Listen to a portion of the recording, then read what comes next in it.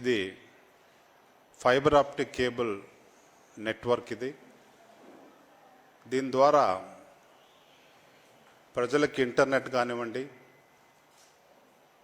TV services, అదేవిధంగా telephone services అందజేయడానికి వీలుగా ఉన్నటువంటి ఈ నెట్వర్క్నే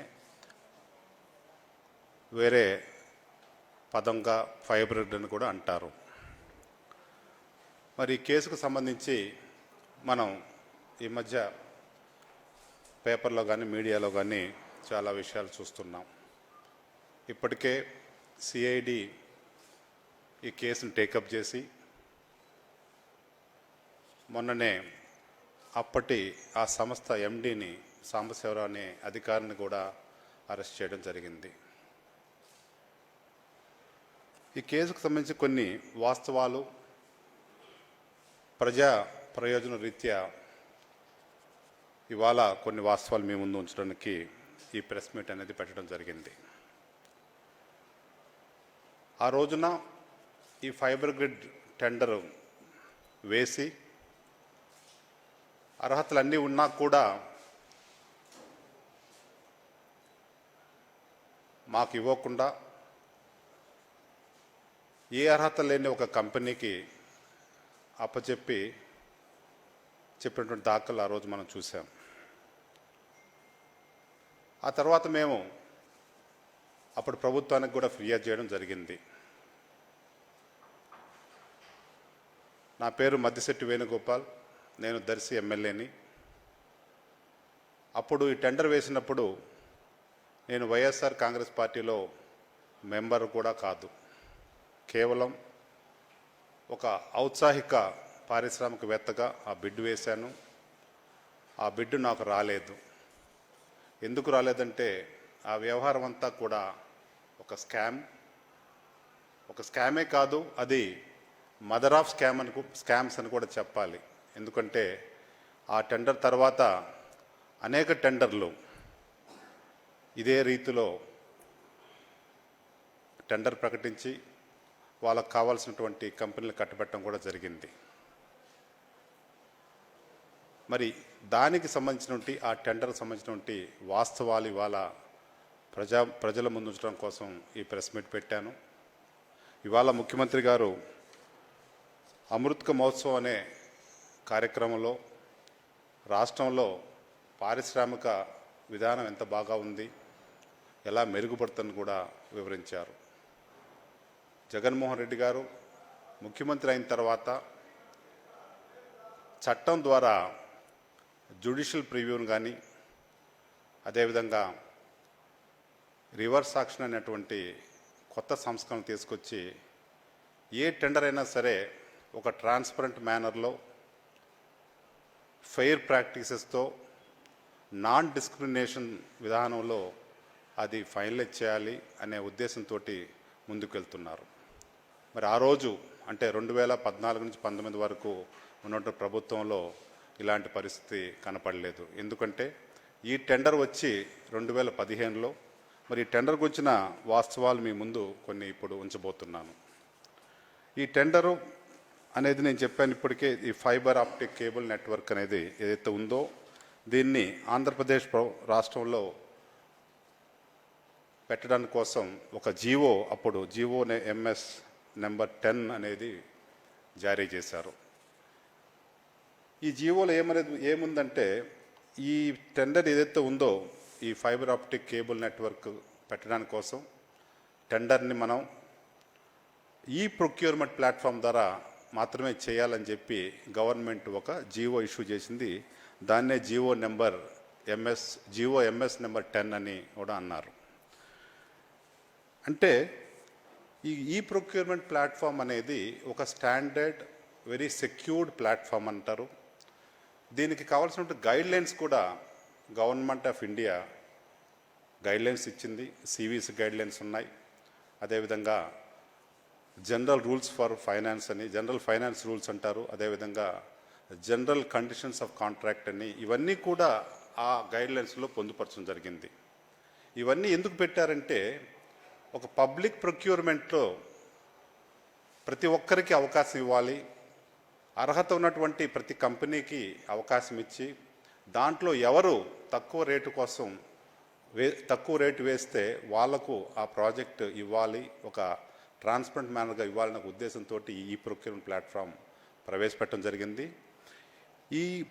ఈ ప్రొక్యూర్మెంట్ ప్లాట్ఫామ్ గైడ్లైన్స్ వచ్చిన తర్వాత అప్పటి ప్రభుత్వం గవర్నమెంట్ ఆఫ్ ఆంధ్రప్రదేశ్ కూడా జీవో నెంబర్ 16 and 20 ద్వారా మేము ఈ గైడ్లైన్స్ ఏదైతే గవర్నమెంట్ ఆఫ్ ఇండియా గైడ్లైన్స్ ఇచ్చిందో ఆ గైడ్లైన్స్ని మేము అడాప్ట్ చేసుకుంటాము, మేము కూడా ఆ గైడ్లైన్స్ని ఫాలో అవుతామని చెప్పి ఈ జీవో నెంబర్ 16 and 20 కూడా జారీ చేయడం జరిగింది. అవి కూడా మన దగ్గర ఉన్నాయి. అంటే అర్థమైందంటే మేము ఏ టెండర్ అయినా సరే, అంటే పబ్లిక్ ప్రొక్యూర్మెంట్ మేము చేసేటప్పుడు ఈ గైడ్లైన్స్ మేము తప్పకుండా పాటిస్తాము. ఈ ప్రొక్యూర్మెంట్ ప్లాట్ఫామ్లో మేము ఆ ఉన్నటువంటి గైడ్లైన్స్ అన్నీ కూడా మేము ఫాలో చేస్తామని చెప్పి కూడా మనం జీవో ఇవ్వడం జరిగింది. అదేవిధంగా జీవో నెంబర్ 10 ప్రకారం ఈ టెండర్ని మేము, అంటే ఈ ఫైబర్ ఆప్టిక్ టెండర్ని కూడా ఈ ప్రొక్యూర్మెంట్లో ద్వారా చేయాలని చెప్పి కూడా జీవో ఇచ్చారు. అంటే అర్థమైందంటే ఈ టెండర్ వచ్చినప్పుడు టెండర్లో ఉన్నటువంటి కండిషన్స్ కానివ్వండి, ఈ ప్లాట్ఫామ్కి సంబంధించిన కండిషన్స్ ప్రకారమే ఉండాలనేది బ్యాక్గ్రౌండ్ అన్నమాట. మరి అలాంటి టెండర్ని మనం రిలీజ్ చేసినప్పుడు ఆ టెండర్లో ఉన్నటువంటి కండిషన్స్ అన్నీ కూడా క్లాజ్ బై క్లాజ్ అనేది మనం ఫాలో కావాలి. అంటే లెటర్ అండ్ స్పిరిట్తో పాటు మనం ఫాలో కావాలి. మరి ఈ టెండర్ వచ్చినప్పుడు ఈ టెండర్ 7/7/2015లో టెండర్ రిలీజ్ చేశారు. Request for notice inviting tender అని చెప్పి ఈ పబ్లిక్ ప్రొక్యూర్మెంట్ ఈ ప్లాట్ఫామ్లో పెట్టడం జరిగింది. దీంట్లో జనరల్గా ఏదైనా టెండర్ వచ్చినప్పుడు 3 రకాల కండిషన్స్ పెడతారు. ఒకటి జనరల్ కండిషన్స్ అంటాం, అంటే ఆ జనరల్ కండిషన్స్ కింద ఏవేమి అర్హతలు ఉండాలని చెప్పి పెడతారు. దాంట్లో ఈ టెండర్లో పెట్టినటువంటి కండిషన్స్ ఏంటంటే, ఒకటి ఈ బిడ్డర్ అనే వాళ్ళు ఎవరైతే ఉన్నారో వాళ్ళు కంపెనీ అయి ఉండాలంటారు. కంపెనీ అంటే కంపెనీకి కొన్ని నామ్స్ ఉంటాయి, ఆ కంపెనీ యాక్ట్ ఉంది. ఈ టెండర్లో రాసినటువంటి విషయం ఏంటంటే, the bidder should be either a company or consortium of companies and they should be registered under companies act 1956 or 2013 అంటారు. అంటే 2013లో ఈ కంపెనీస్ యాక్ట్ అనేది కొంత అమెండ్మెంట్ కూడా అయిందనమాట. అంటే దీని అర్థమైందంటే ఏదైతే కంపెనీ టెండర్ వేస్తుందో వాళ్ళు ఈ 1956 కానివ్వండి, 2013 కానివ్వండి, కంపెనీ యాక్ట్ ప్రకారం రిజిస్టర్ అయి ఉండి, ఇన్కార్పొరేట్ అయి ఉండి అది కంపెనీ అయి ఉండాలి అని చెప్పారు. దీంతోపాటు ఏం చెప్పారంటే, ఏదైతే కంపెనీ వేస్తుందో ఆ కంపెనీ 3 సంవత్సరాలు, కనీసం 3 సంవత్సరాలు ఈ బిజినెస్లో ఉండాలి అని చెప్పారు. ప్రతి ఒక్క కండిషన్కి కూడా ప్రూఫ్స్ ఉంటాయి, అంటే మనం ప్రూఫ్స్ ప్రొడ్యూస్ చేయాల్సి ఉంటుంది. అదేవిధంగా 3వ కండిషన్ ఏంటంటే, జనరల్ కండిషన్స్లో ఏ కంపెనీ కూడా బ్లాక్ లిస్ట్ అయి ఉండకూడదు. The bidder should not have been blacklisted by any government department prior on the date of bid submission అని ఉంది. ఈ కండిషన్స్ అన్నీ కూడా జనరల్ కండిషన్స్ అంటాం. ఇప్పుడు ఏదైతే కంపెనీ వేసిందో ఆ టెండరు, దాంట్లో 4 కంపెనీలు ఉన్నాయండి. ఆ 4 కంపెనీలో నా కంపెనీ కూడా ఒకటి ఉంది, అది face power systems private limited అని. అదే కాకుండా ఒక టెరాసాఫ్ట్ అనే ఒక కంపెనీ. ఈ కన్సోర్షియం బిడ్ అంటారు, అంటే ఏ ఒక కంపెనీకి పూర్తి అర్హతలు అనేది లేకపోతే వాళ్ళు 2-3 కంపెనీస్ని కలుపుకొని ఒక కన్సోర్షియం అనేది చేసుకోవచ్చు. కానీ కన్సోర్షియం వేసినా సరే, ఒక సింగిల్ బిడ్డర్గా వేసినా సరే ఈ కండిషన్స్ అన్నీ కూడా మీట్ కావాల్సి ఉంటుంది. అవి వాళ్ళు వేసినటువంటి టెరాసాఫ్ట్ అనే కంపెనీ ఒకటి. రెండవది హిమాచల్ ఫ్యూచరిస్టిక్ కమ్యూనికేషన్స్ లిమిటెడ్ అనే ఒక కంపెనీ. మూడవది హొరైజన్ బ్రాడ్కాస్ట్ ఎల్ఎల్పి అనేది 3 కలిపి వేశాయి. ఈ హొరైజన్ బ్రాడ్కాస్ట్ ఎల్ఎల్పి అనేది కంపెనీ కాదు, అది లిమిటెడ్ లయబిలిటీ పార్ట్నర్షిప్ అంటారు. అంటే ఇది పార్ట్నర్షిప్ ఫరం. దాని యాక్ట్ వచ్చేసి 2008. దీనికి కంపెనీ యాక్ట్కి సంబంధం లేదు. సో ఇది కంపెనీ కాదు అనేది విషయం తెలుస్తుందన్నమాట మనకి. రెండవది, ఈ 3 సంవత్సరాలు ఏదైతే నేను చెప్పానో ఉండాలి బిజినెస్లో అని చెప్తే, ఈ ఎల్ఎల్పి న్యూ హొరైజన్ బ్రాడ్కాస్ట్ అనేది ఏదైతే ఉందో 2014లో అంటే కేవలం 8 నెలల క్రితమే ఈ టెండర్ వేసే ముందు 8 నెలల క్రితమే దాన్ని రిజిస్టర్ చేసుకోవడం జరిగింది. సో అది కూడా మీట్ కాలేదన్నమాట. అంటే ఈ 2 కారణాల వల్లనే వాళ్ళు వేసినటువంటి టెండరు రిజెక్ట్ అవ్వాలి. రెండవది ఫైనాన్షియల్ క్యాపబిలిటీస్ అంటారు. ఈ ఫైనాన్షియల్ క్యాపబిలిటీ అంటే ఈ ఎలిజిబిలిటీ ఏదైతే ఉందో వాళ్ళు ఇచ్చినటువంటి కండిషన్ ఏంటంటే ఈ కంపెనీస్ 350 కోట్లు టర్న్ ఓవర్ కలిగి ఉండాలి మినిమం. అంటే average turn over for last 3 years 350 కోట్లు ఉండాలి. రెండవ కండిషన్ ఏంటంటే దాంట్లో ఏదైతే లీడ్ బిడ్డర్ ఉందో 100 కోట్లు ఉండాలి. దాంతోపాటు వేసినటువంటి కన్సోర్షియం కంపెనీస్ ఏదైతే ఉన్నాయో అవి 50 కోట్లు మినిమం ఉండాలని చెప్పడం జరిగింది. మరి వాళ్ళు వేసిన బిడ్లో ఈ హొరైజన్ బ్రాడ్కాస్ట్ ఎల్ఎల్పి అనేది ఏదైతే ఉందో అది కేవలం 8 మాసాల ముందు మాత్రమే పెట్టడం మూలాన వాళ్ళకి 50 కోట్లు కాదు కదా 5 కోట్లు కూడా టర్న్ ఓవర్ లేని పరిస్థితి. దీని మూలంగా కూడా వాళ్ళు డిస్క్వాలిఫై కావాలి, కానీ కాలేదు. ఆ తర్వాత మూడో కండిషన్ ఏంటంటే టెక్నికల్ క్యాపబిలిటీస్ అంటాం. అంటే జనరల్ కండిషన్స్, ఫినాన్షియల్ కండిషన్స్, అదేవిధంగా టెక్నికల్ కండిషన్స్, ఈ 3 అర్హతలు కలిగి ఉంటేనే వాళ్ళ ఆ ప్రాజెక్ట్ని సక్రమంగా చేయగలనే ఒక ఉద్దేశంతో ఈ కండిషన్స్ పెట్టడం జరిగింది. ఈ టెక్నికల్ కండిషన్స్లో ఒక ఇంపార్టెంట్ కండిషన్ ఏం పెట్టారంటే the bidder should have the experience of setting up and managing the operations of at least 1 cable TV head end of minimum 200 channels in India after 1st April 2005. అంటే ఈ head and cable TV 200 channels తోటి పెట్టి ఉండాలి, అది కూడా ఇండియాలో పెట్టి ఉండాలి, అది కూడా 2005 తర్వాత పెట్టి ఉండాలనేది ఒక కండిషన్.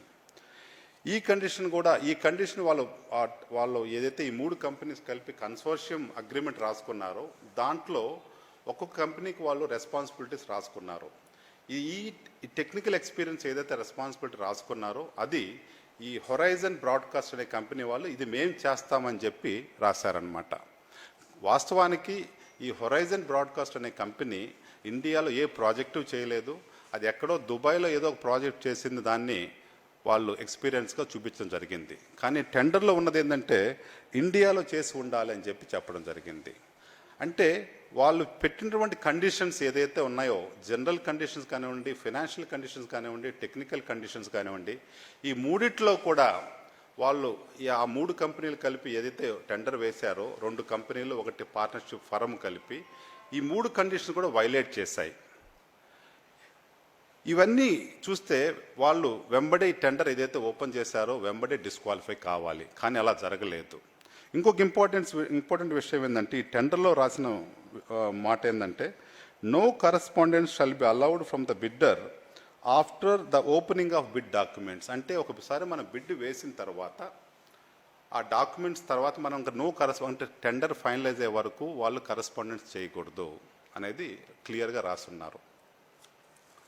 ఇప్పుడు వీళ్ళు చేసిన అవకతవకలు ఏందంటే ఈ టెండర్లో రాశారు ఓన్లీ ఇంకొక కండిషన్ ఏముంది, ఈ 3 కండిషన్స్ కాకుండా 1 టెండర్ పర్ బిడ్డర్ అన్న ఒక కండిషన్ ఉంది. Each bidder shall submit only 1 tender for the work. The bidder who submits more than 1 tender will cause disqualification of all the tenders submitted by the bidder అని ఉంది. అంటే మనము ఏదైతే ఈ Terasoft వేరే కంపెనీలు కలిపి వేశాయో వాళ్ళు 2 ప్రైస్ బిడ్స్ వేశారు. అంటే ఆ 2 ప్రైస్ బిడ్స్ మీరు ఎందుకు వేస్తారో మనందరికీ తెలుసు. అంటే అవకాశం ఏదైతే వాడుకోవచ్చు అనమాట. కానీ టెండర్ ప్రకారం ఓన్లీ 1 ప్రైస్ బిడ్ మాత్రమే వేయాలి. ఇది 329 కోట్ల టెండర్ అయితే దీంట్లో 1 ప్రైస్ బిడ్ వచ్చేసి 1.47% మైనస్ వేయడము, రెండవ ప్రైస్ బిడ్డు 2.47% మైనస్ వేయడం జరిగింది. ఈ 2 కూడా మనకు ఆన్లైన్లో ఉన్నాయి. కానీ టెండర్ కండిషన్ చెప్తుందంటే 1 బిడ్ మాత్రం వేయాలి, 1 కంటే ఎక్కువ వేస్తే వేసినటువంటి అన్ని టెండర్స్ని కూడా క్యాన్సిల్ చేస్తామనేది చెప్పడం జరిగింది. ఇది కూడా వైలేషన్ అన్నమాట, ఈ టెండర్ కండిషన్స్కి వైలేషన్. ఇంకొక విషయం ఏంటంటే ఈ టెండర్లో క్లియర్గా రాసింది that tender will be evaluated based on the documents available on the online. అంటే మనం టెండర్ వేసినప్పుడు ఏదైతే మనం ఈ ప్రొక్యూర్మెంట్ పోర్టల్లో పెడతామో కేవలం ఆ డాక్యుమెంట్స్ ఆధారంగానే ఈ టెండర్ ఫైనలైజ్ అవుతుందని చెప్పి రాశారు. కానీ ఈ డాక్యుమెంట్స్ ప్రకారం చూస్తుంటే వీళ్ళు 1 కాదు 10 కండిషన్స్ పెట్టినటువంటి వాళ్ళే పెట్టినటువంటి కండిషన్స్ ద్వారా వాళ్ళు అన్నీ డిస్క్వాలిఫై కావాలి. అలా కాకుండా ఏం చేశారంటే ఇక్కడ జరిగినటువంటి గమ్మత్తైన విషయం ఏంటంటే ఈ హొరైజన్ బ్రాడ్కాస్ట్ ఎల్ఎల్పి అనేది ఏదైతే ఉందో ఈ టెండర్ అనేది 31వ తేదీ బిడ్ క్లోజ్ కావాల్సి ఉంది 31 జూలై 2015. దాన్ని ఒక 7 రోజులు మళ్ళీ ఎక్స్టెండ్ చేశారు. ఆ ఎక్స్టెండ్ చేసింది కూడా ఎందుకయ్యా అంటే ఈ టెరాసాఫ్ట్ అనే కంపెనీ కోసం మేలు చేయడం కోసం అన్నమాట. దానికి కారణం ఏంటంటే 31వ తేదీ వరకు ఈ టెరాసాఫ్ట్ అనే కంపెనీ బ్లాక్ లిస్ట్లో ఉంది. బ్లాక్ లిస్ట్ ఎవరు చేశారంటే ఈ ఏపీటీఎస్ మన ఆంధ్రప్రదేశ్లో గవర్నమెంట్ సంబంధించిన విషయాలు అన్నిటి టెక్నాలజీకి సంబంధించిన విషయాలకు కూడా ఒక బాడీ ఒక ఆర్గనైజేషన్ ఏదైతే ఉందో అది ఏపీటీఎస్ అంటాం, ఏపీ టెక్నాలజికల్ సర్వీసెస్ లిమిటెడ్ అనేసి. వీళ్ళు ఈ టెరాసాఫ్ట్ని బ్లాక్ లిస్ట్లో పెట్టారు. ఇప్పుడు టెండర్కి కనీసం ఒక 2.5 మాసాల ముందే పెట్టారనమాట. ఆ తర్వాత ఏం చేశారంటే 11/5/2015లో మేలో పెట్టారు. అది పెట్టింది కూడా ఎవరంటే ఎండి ఏపీటీఎస్ సైన్ చేశారు. Saying that Tera software limited is blacklisted for a period of 1 year with effective from 11/5/2015. అంటే అర్థం ఏంటంటే ఈ డేట్ తర్వాత కేవలం 2 మాసాల తర్వాత మనకు ఈ టెండర్ వచ్చింది. అప్పటికి వాళ్ళు బ్లాక్ లిస్ట్లో ఉన్నారు. వీళ్ళు దొడ్డిదారిన ఈ బ్లాక్ లిస్ట్ అయిన దాన్ని లిఫ్ట్ చేయడం కోసం ఆ 30వ తేదీ వరకు రాకపోవడం మూలాన 6వ తేదీ వరకు వాళ్ళు 7వ తేదీ వరకు ఎక్స్టెండ్ చేసుకొని 6వ తేదీ సాయంత్రానికి వాళ్ళు ఈ లిఫ్ట్ అయినట్టుగా ఒక లెటర్ తెచ్చారు. కానీ ఇది ఇచ్చింది ఎవరయ్యా అంటే జిఎం ఏపీటీఎస్ వాళ్ళు ఇచ్చారు. జనరల్గా ఈ బ్లాక్ లిస్టింగ్కి సంబంధించిన కండిషన్స్ కూడా GOMS 94లో ఉన్నాయి. అంటే ఈ గైడ్ లైన్స్ అంటారు బ్లాక్ లిస్టింగ్కి సంబంధించినటువంటి. దీంట్లో క్లియర్గా ఏం చెప్తున్నారంటే ఎవరైతే బ్లాక్ లిస్ట్ చేశారో బ్లాక్ లిస్ట్ చేసిన దాన్ని లిఫ్ట్ చేయాలంటే 2 కండిషన్స్ ఉన్నాయి. ఒకటి వాళ్ళు ఆ ప్రాసెస్ అంతా కంప్లీట్ చేసి ఆ పీరియడ్ అయిన తర్వాత అంటే 1 year పెట్టినప్పుడు 1 year తర్వాత వాళ్ళు బ్లాక్ లిస్ట్ అనేది లిఫ్ట్ అయిపోయి వాళ్ళు పార్టిసిపేట్ చేయొచ్చు టెండర్స్లో, లేదా వాళ్ళు కోర్టుకు వెళ్ళి కోర్టులు గెలుచుకొని చేయొచ్చు. ఈ 2 కాకుండా వాళ్ళు దొడ్డిదారిన వెళ్ళేసి ఒక GM స్థాయిలో ఉన్నటువంటి లోయర్ అంటే ఆఫీసర్ ద్వారా తెచ్చుకోవడం జరిగింది. ఇంకో కండిషన్ వెరీ క్లియర్గా ఈ గైడ్లైన్స్ GOMS నెంబర్ 94లో చెప్పింది ఏంటంటే రెస్టోరేషన్ అంటే ఈ బ్లాక్ లిస్టింగ్ చేసిన దాన్ని రెస్టోర్ చేయాలంటే on the merits of each case by the authority who has passed the orders. అంటే ఎవరైతే బ్లాక్ లిస్ట్ చేశారో వాళ్ళు మాత్రమే దీన్ని లిఫ్ట్ చేయగలరని చెప్పి రాస్తుంది. మనం పెట్టిన జీవో అప్పుడు ఉన్నటువంటి గవర్నమెంట్ ఇచ్చినటువంటి GOMS నెంబర్ 94. అంటే ఇక్కడ ఏపీటీఎస్ ఎండి బ్లాక్ లిస్ట్ చేస్తే దాన్ని లిఫ్ట్ చేయాల్సింది కూడా అధికారం ఎవరికి ఉంటుంది అంటే ఎండి ఏపీటీఎస్కి మాత్రమే ఉంటుంది. అలా కాకుండా ఇక్కడ ఒక GM లెవెల్ అధికారితోటి బ్లాక్ లిస్ట్ని లిఫ్ట్ చేసుకొని వచ్చి ఈ టెండర్ని పార్టిసిపేట్ చేశారు. ఇంకొక ఇంపార్టెంట్ విషయం ఏంటంటే ఈ టెండర్ ఎవాల్యుయేషన్ కమిటీ ఎలా ఉంటుందంటే ఒక బిడ్ అనేది 7 ఆగస్టు 2015 క్లోజ్ అయిన తర్వాత వాళ్ళు ఏం చేస్తారంటే డాక్యుమెంట్స్ అందరివి పరిశీలించి టెక్నికల్గా వాళ్ళు క్వాలిఫై అయితే ఆ బిడ్డర్స్ అందరికీ ఇన్ఫామ్ చేసి పలానా రోజు మేము ఫైనాన్షియల్ బిడ్ ఓపెన్ చేస్తున్నామని చెప్తారు. అదేవిధంగా అందరి డాక్యుమెంట్స్ ఈ పోర్టల్లో పెడతారు.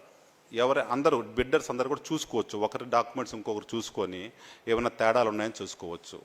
అలా జరగకుండా ఇక్కడ డైరెక్ట్గా 12వ తేదీ టెరాసాఫ్ట్ అనే కంపెనీని L1 గాను పేస్ పవర్ సిస్టమ్స్ అనే కంపెనీ నాది ఏదైతే ఉందో దాన్ని L2 గాను డిక్లేర్ చేసి అప్పుడు మాత్రమే ఈ పేపర్స్ అనేది ఆన్లైన్లో పెట్టడం జరిగింది.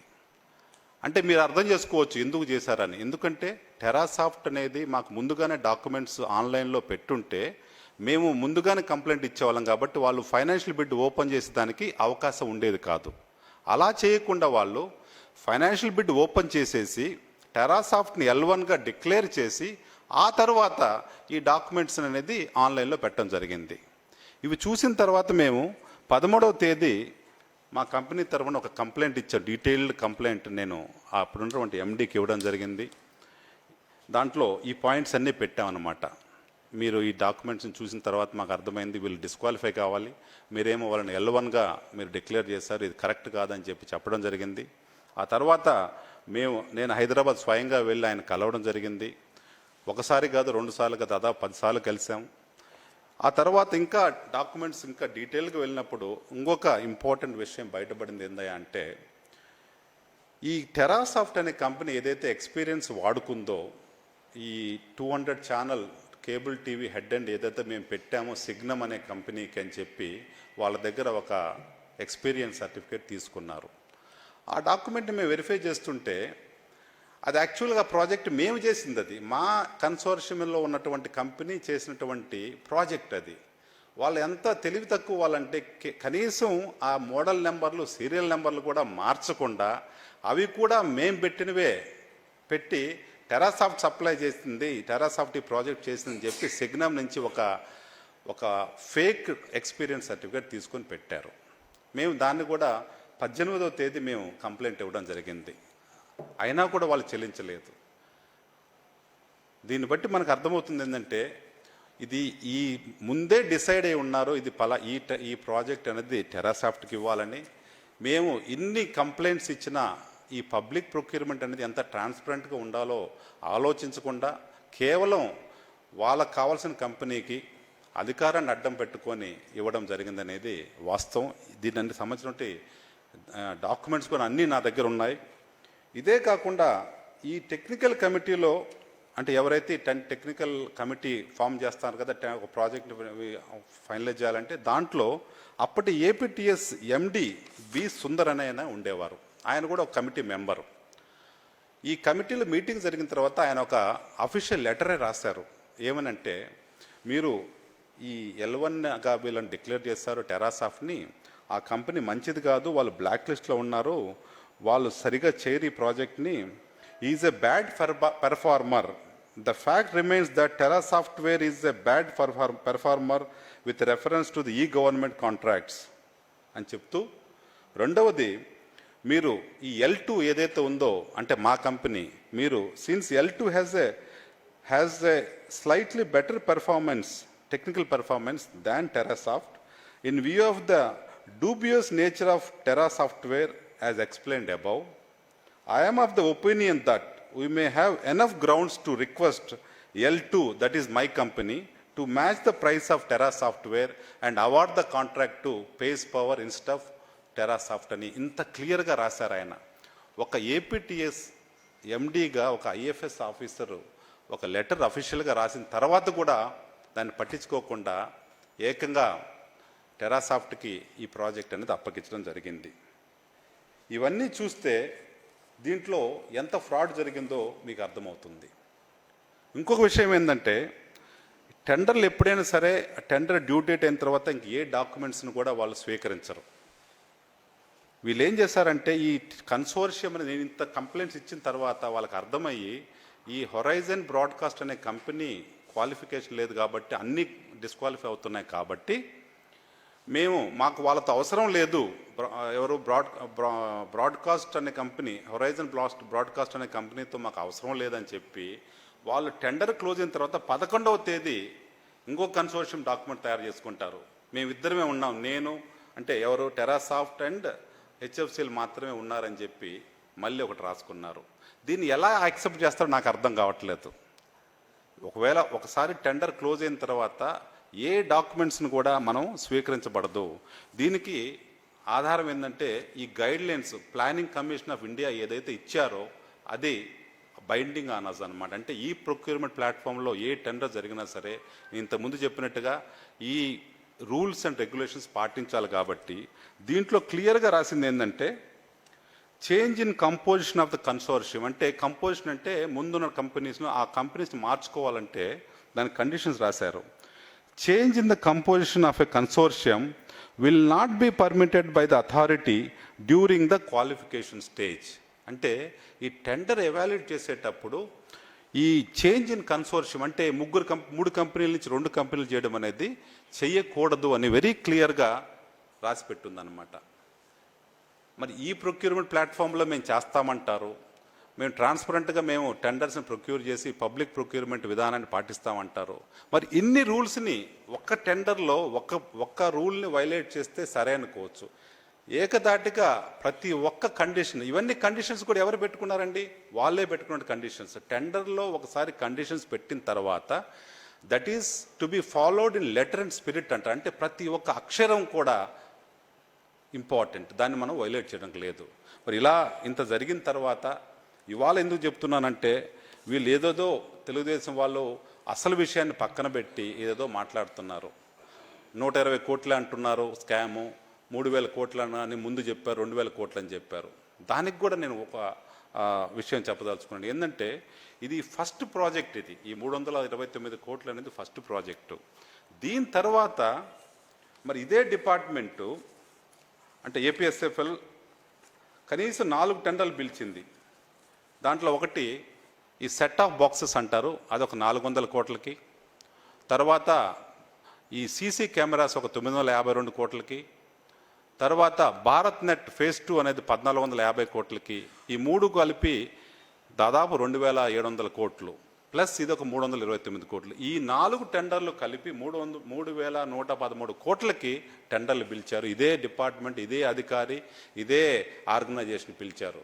మరి ఫస్ట్ జరిగినటువంటి ఒక చిన్న 329 కోట్లలో ఇంత స్కామ్ జరిగినప్పుడు మిగిలిన టెండర్లలో మనకు ఎంత స్కామ్ జరిగిందో మనం ఊహించుకోవచ్చు. ఇవన్నీ కూడా నేను ఇవాళ ప్రజా ప్రయోజన దృష్ట్యా నా బాధ్యతగా ఇవన్నీ కూడా ప్రజల ముందు ఉంచడం కోసం ఈరోజు ఈ ప్రెస్ మీట్ పెట్టడం జరిగింది. దయచేసి ఇవన్నీ కూడా మీరు ప్రజల వద్దకు చేరవేస్తారని కోరుకుంటున్నాను.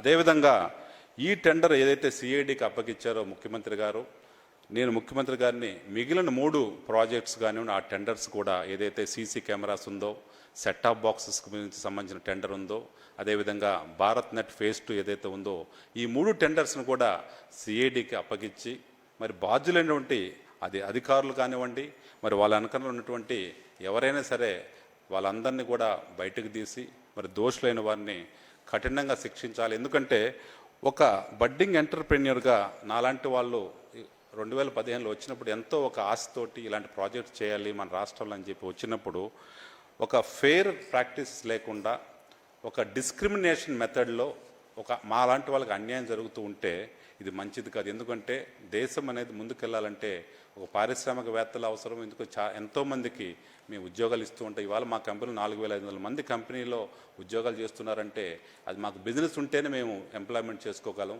మరి మాకు రావాల్సినటువంటి ఇలాంటి ప్రాజెక్టులు రానియకుండా అధికారాన్ని అడ్డుపెట్టుకొని, అది కూడా ఒక బియాండ్ పాయింట్, అధికారాన్ని వాడేది వేరే విధం, కానీ ఎంత దూరం అధికారాన్ని వాడారనేది నేను మీకు చెప్పిన వాటి విషయాలన్నీ కూడా మీకు దానికి సంబంధించిన వాస్తవాలు కూడా అన్ని డాక్యుమెంట్ రూపంలో నా దగ్గర ఉన్నాయి.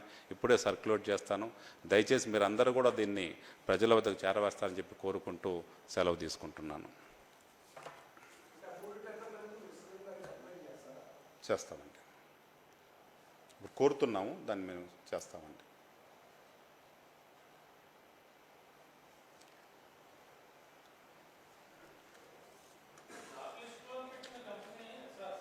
చెప్పండి.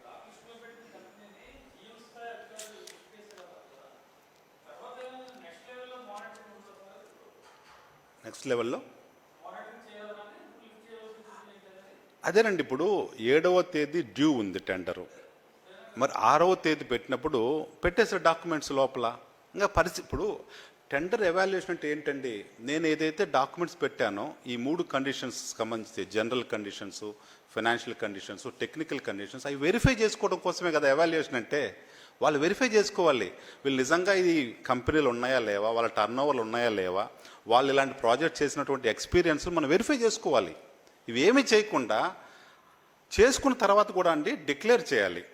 ఈ 4 కంపెనీలు వేశాయి, 3 కంపెనీలు క్వాలిఫై అని చెప్పారు కదా వీళ్ళు, మాకు డిక్లేర్ చేసి మేము పలానా రోజు మేము ఈ ఫైనాన్షియల్ బిడ్ ఓపెన్ చేస్తున్నామని చెప్తారు. మేము కూడా అలర్ట్ అవ్వడానికి కోసం చెప్తూ ఈ క్వాలిఫై అయినటువంటి బిడ్డర్స్ డాక్యుమెంట్స్ అన్నీ కూడా అందుబాటులో పెడతారు. అప్పుడు మేము చూసుకోవచ్చు.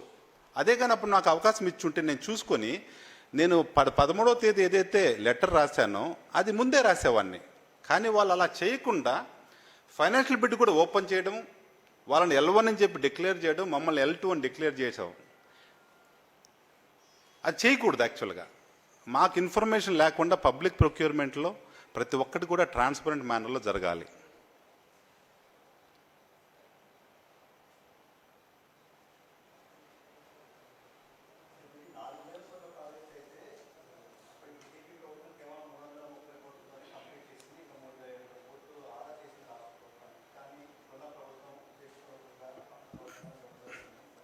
ఎలా చేస్తారండి? ఇప్పుడు 4,000 కోట్లని ఎవరు చెప్పారు? 4,000 కోట్ల ప్రాజెక్ట్ని ఎవరు చెప్పారు? వాళ్ళే ఎస్టిమేట్ చేశారు. టెండర్ ఎస్టిమేషన్ వాల్యూ వాళ్ళు ఇచ్చిన జీవో నెంబర్ 10 ఏదైతే ఉందో, జీవో నెంబర్ 10లోనే వాళ్ళే ఎస్టిమేట్ చేశారు 329 crores అని. 4,000 కోట్లని ఎవరు చెప్పారు? ఇప్పుడు జియో ఇష్యూ చేసేటప్పుడు ఒక ప్రాజెక్ట్కి ఎస్టిమేట్ చేసి వాల్యూ పెడతారు కదండి. ఆ ఎస్టిమేటెడ్ వాల్యూస్ 329 crores అని చెప్పి దాన్ని జియో రూపంలో శాంక్షన్ ఇచ్చారు, ముందుకెళ్ళండి, అది కూడా ఈ ప్రొక్యూర్మెంట్లో ముందుకు వెళ్ళండి అని చెప్పి ఇచ్చారు. 4,000 కోట్లని మరి ఎలా చెప్తున్నా నాకైతే అర్థం కావట్లేదు. అదేమన్నా మ్యాజిక్ అండి 4,000 కోట్లని 300 కోట్లలో చేయడానికి?